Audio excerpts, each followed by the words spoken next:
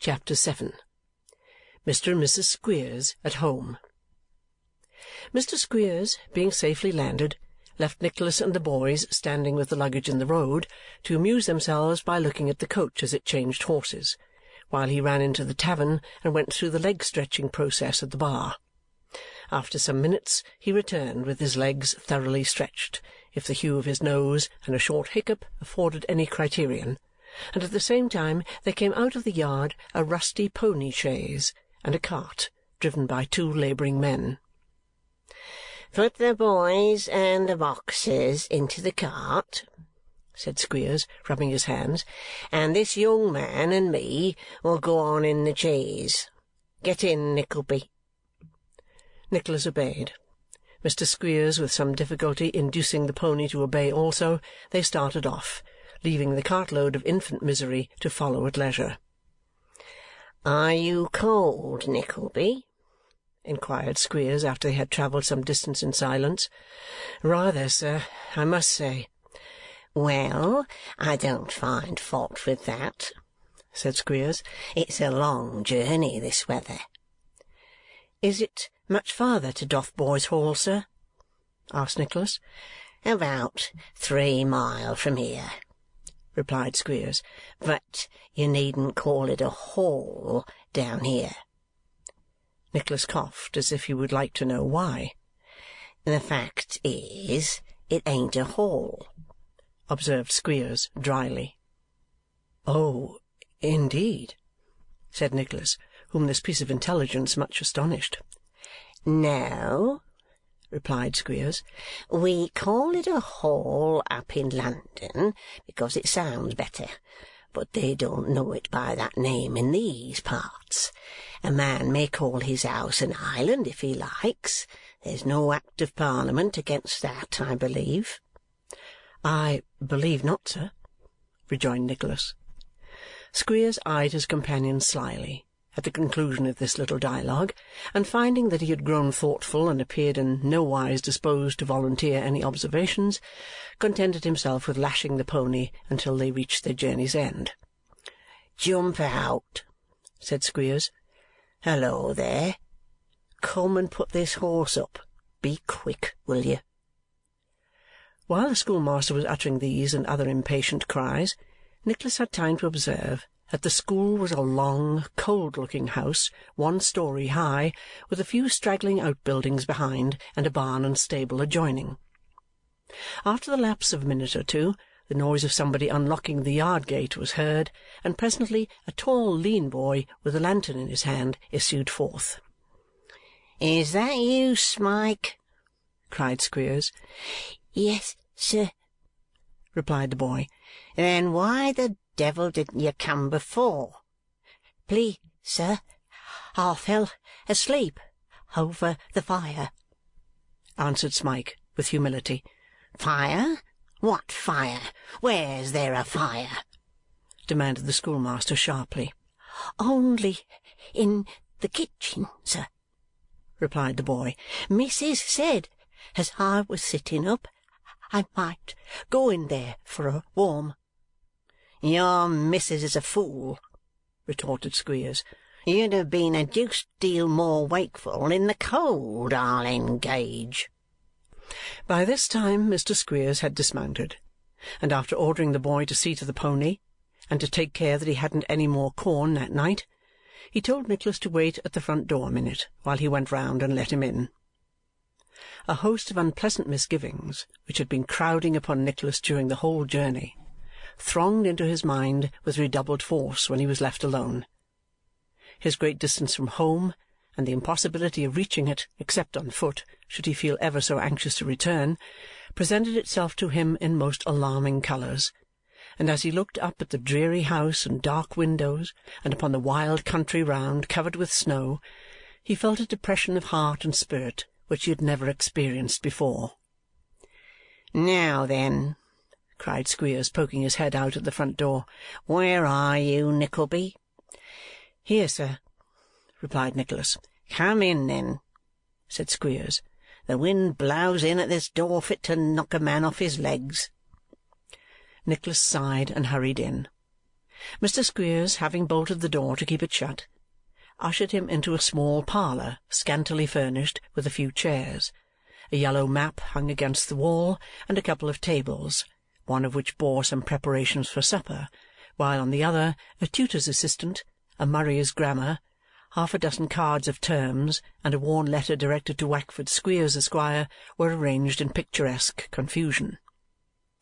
They had not been in this apartment a couple of minutes when a female bounced into the room, and seizing Mr. Squeers by the throat, gave him 2 loud kisses, one close after the other, like a postman's knock.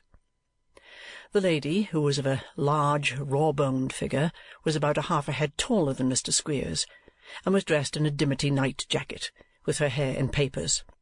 She had also a dirty nightcap on, relieved by a yellow cotton handkerchief which tied it under the chin. "How is my Squeery?" said this lady, in a playful manner and a very hoarse voice. "Quite well, my love," replied Squeers. "How's the cows?" "All right, every one of 'em," answered the lady. "And the pigs?" said Squeers. "As well as they were when you went away." "Come, "That's a blessing," said Squeers, pulling off his greatcoat. "The boys are all as they were, I suppose?" "Oh, yes, they're well enough," replied Mrs. Squeers snappishly. "That young Pitcher's had a fever." "No!" exclaimed Squeers. "Damn that boy! He's always at something of that sort." "Never was such a boy, I do believe," said Mrs. Squeers. "Whatever he has is always catching too. I see it's obstinacy, and nothing shall ever convince me that it isn't. I'd beat it out of him. I told you that 6 months ago." "So you did, my love," rejoined Squeers. "Well, try what can be done." Pending these little endearments, Nicholas had stood awkwardly enough in the middle of the room, not very well knowing whether he was expected to retire into the passage or to remain where he was. He was now relieved from his perplexity by Mr. Squeers. "This is the new young man, my dear," said that gentleman. "Oh," replied Mrs. Squeers, nodding her head at Nicholas and eyeing him coldly from top to toe.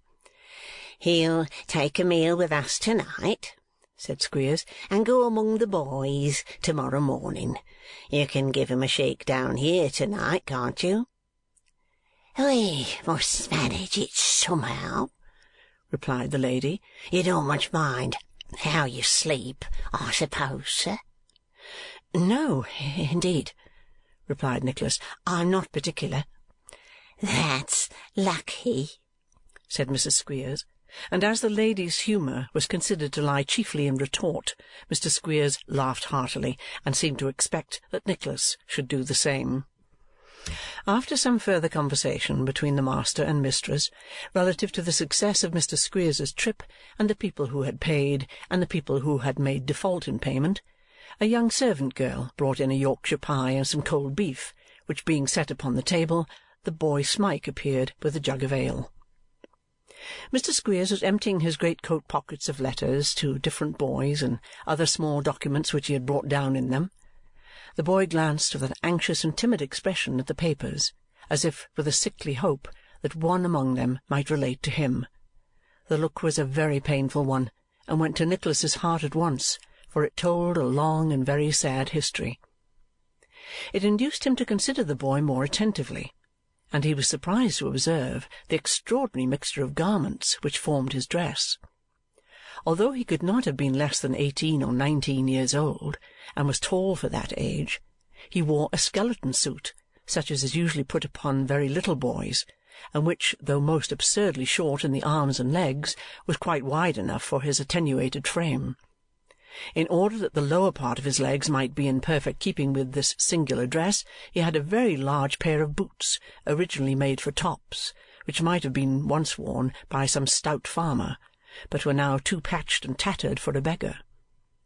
Heaven knows how long he had been there, but he still wore the same linen which he had first taken down, for round his neck was a tattered child's frill, only half concealed by a coarse man's neckerchief. He was lame, and as he feigned to be busy in arranging the table, glanced at the letters with a look so keen and yet so dispirited and hopeless that Nicholas could hardly bear to watch him. "What are you bothering about there, Smike?" cried Mrs. Squeers. "Let the things alone, can't you?" "Eh?" said Squeers, looking up. "Oh, it's you, is it?"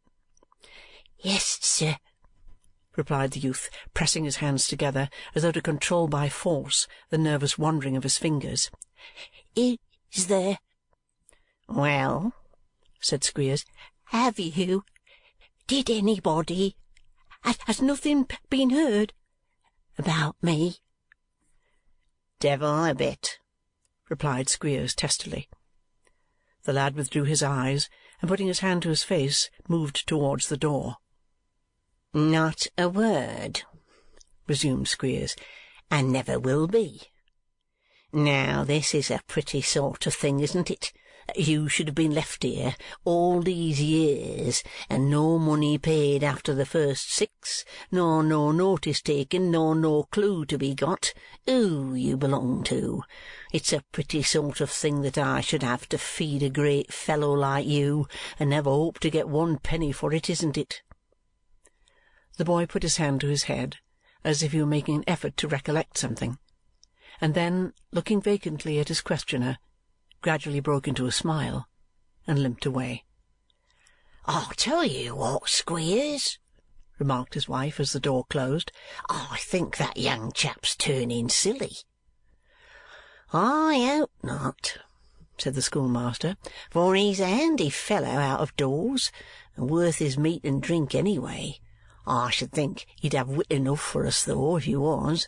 But come, let's have supper, for I am hungry and tired, and want to go to bed." This reminder brought in an exclusive steak for Mr. Squeers, who speedily proceeded to do it ample justice. Nicholas drew up his chair, but his appetite was effectually taken away. "How's the steak, Squeers?" said Mrs. S. "Tender as a lamb," replied Squeers. "Have a bit." "I couldn't eat a morsel," replied his wife. "What'll the young man take, my dear?" "Whatever he likes at present," rejoined Squeers in a most unusual burst of generosity. "What do you say, Mr. Knuckleboy?" inquired Mrs. Squeers. "I'll take a little of the pie, if you please," replied Nicholas. A very little, for I am not hungry." "Well, it's a pity to cut the pie if you're not hungry, isn't it?" said Mrs. Squeers. "Will you try a bit of the beef?" "Whatever you please," replied Nicholas abstractedly. "It's all the same to me." Mrs. Squeers looked vastly gracious on receiving this reply, and nodding to Squeers as much as to say that she was glad to find the young man knew his station, assisted Nicholas to a slice of meat with her own fair hands. "Ale, Squeery?" inquired the lady, winking and frowning, to give him to understand that the question propounded was whether Nicholas should have ale, and not whether he, Squeers, would take any. "Certainly," said Squeers, re-telegraphing in the same manner. "A glassful." So Nicholas had a glassful, and being occupied with his own reflections, drank it in happy innocence of all the foregone proceedings. "Uncommon juicy steak, that," said Squeers, as he laid down his knife and fork, after plying it in silence for some time. "It's prime meat," rejoined his lady. "I bought a good large piece of it myself, on purpose for—" "For what?" exclaimed Squeers hastily. "Not for the—" "No, not for them," rejoined Mrs. Squeers. "On purpose for you, against you came home. Law, you didn't think I could have made such a mistake as that?" "Upon my word, my dear, I didn't know what you were going to say," said Squeers, who had turned pale. "You needn't make yourself uncomfortable," remarked his wife, laughing heartily. "To think I shall be such a noddy." "Well?" This part of the conversation was rather unintelligible, but popular rumour in the neighbourhood asserted that Mr. Squeers, being amiably opposed to cruelty to animals, not unfrequently purchased for by consumption the bodies of horned cattle who had died a natural death. Possibly he was apprehensive of having unintentionally devoured some choice morsel intended for the young gentleman. Supper being over, and removed by a small servant girl with a hungry eye, Mrs. Squeers retired to lock it up, and also to take into safe custody the clothes of the 5 boys who had just arrived, and who were half-way up the troublesome flight of steps which leads to death's door in consequence of exposure to the cold. They were then regaled with a light supper of porridge, and sewed away side by side in a small bedstead to warm each other, and dream of a substantial meal with something hot after it, if their fancies set that way, which is not at all improbable they did. Mr. Squeers treated himself to a stiff tumbler of brandy and water, made on the liberal half-and-half principle, allowing for the dissolution of the sugar, and his amiable helpmate mixed Nicholas the ghost of a small glassful of the same compound. This done, Mr. and Mrs. Squeers drew close up to the fire, and sitting with their feet on the fender, talked confidentially in whispers, while Nicholas, taking up the tutor's assistant, read the interesting legends in the miscellaneous questions, and all the figures into the bargain, with as much thought or consciousness of what he was doing as if he had been in a magnetic slumber. At length Mr. Squeers yawned fearfully and opined that it was high time to go to bed, upon which signal Mrs. Squeers and the girl dragged in a small straw mattress and a couple of blankets, and arranged them into a couch for Nicholas. "We'll put you into your regular bedroom to-morrow, Nickleby," said Squeers. "Let me see. Who sleeps in Brooks's bed, my dear?" "In Brooks's?" said Mrs. Squeers, pondering. "There's Jennings, Little Boulder, Greymarsh, and what's his name?" "So there is," rejoined Squeers. "Yes, Brooks is full." Full, thought Nicholas. I should think he was. "There's a place somewhere, I know," said Squeers, "but I can't at this moment call to mind where it is. However, we'll have that all settled to-morrow. Good night, Nickleby. 7 o'clock in the morning, mind." "I shall be ready, sir," replied Nicholas. "Good night." "I'll come in myself and show you where the well is," said Squeers. "You'll always find a little bit of soap in the kitchen window that belongs to you." Nicholas opened his eyes, but not his mouth, and Squeers was again going away when he once more turned back. "I don't know, I am sure," he said, "whose towel to put you on. But if you'll make shift with something to-morrow morning, Mrs. Squeers will arrange that in the course of the day. My dear, don't forget." "I take care," replied Mrs. Squeers. "And mind, you take care, young man, and get first wash. The teacher ought always to have it, but they get the better of him if they can." Mr. Squeers then nudged Mrs. Squeers to bring away the brandy-bottle, lest Nicholas should help himself in the night, and the lady having seized it with great precipitation, they retired together. Nicholas, being left alone, took 6 turns up and down the room in a condition of much agitation and excitement, but growing gradually calmer, sat himself down in a chair and mentally resolved that, come what come might, he would endeavour for a time to bear whatever wretchedness might be in store for him, and that, remembering the helplessness of his mother and sister, he would give his uncle no plea for deserting them in their need. Good resolutions seldom fail of producing some good effect in the mind from which they spring. He grew less desponding, and, so sanguine and buoyant as youth, even hoped that affairs at Dotheboys Hall might yet prove better than they promised. He was preparing for bed with something like renewed cheerfulness when a sealed letter fell from his coat-pocket. In the hurry of leaving London it had escaped his attention, and had not occurred to him since, but it at once brought back to him the recollection of the mysterious behaviour of Newman Noggs. "Dear me," said Nicholas, "what an extraordinary hand!" It was directed to himself, was written upon very dirty paper, and in such cramped and crippled writing as to be almost illegible. After great difficulty and much puzzling, he contrived to read as follows. My dear young man, I know the world. Your father did not, or he would not have done me a kindness when there was no hope of return. You do not, or you would not be bound on such a journey. If ever you want a shelter in London, don't be angry at this, I once thought I never should. They know where I live, at the sign of the Crown in Silver Street, Golden Square. It is at the corner of Silver Street and James Street, with a bar door both ways. You can come at night. Once nobody was ashamed. Never mind that. It's all over. Excuse errors. I should forget how to wear a whole coat now. I have forgotten all my old ways. My spelling may have gone with them. Newman Noggs. P.S.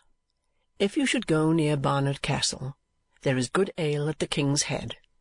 Say you know me, and I am sure they will not charge you for it. You may say Mr. Noggs there, for I was a gentleman then. I was indeed. It may be a very undignified circumstance to record, but after he had folded this letter and placed it in his pocket-book, Nicholas Nickleby's eyes were dimmed with a moisture that might have been taken for tears. End of chapter 7.